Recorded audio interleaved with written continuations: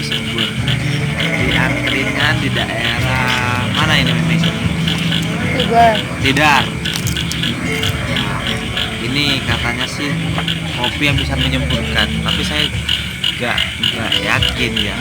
Ini kayak gini kopinya nih. Nah itu katanya sih kopi yang bisa menyembur, tapi aku nggak yakin bisa nyembur. Kayak apa sih bisa nyemburnya?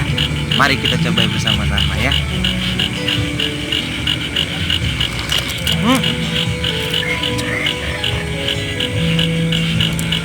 Kayak gini.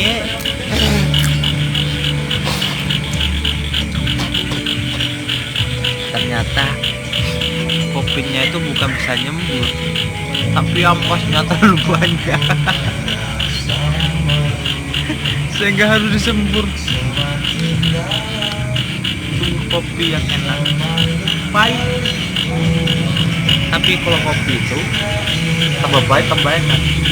Makanya jadilah kopi meskipun pahit tapi tetap dirasakan enak. Thank you, terima kasih sudah nonton video ini. Dadah.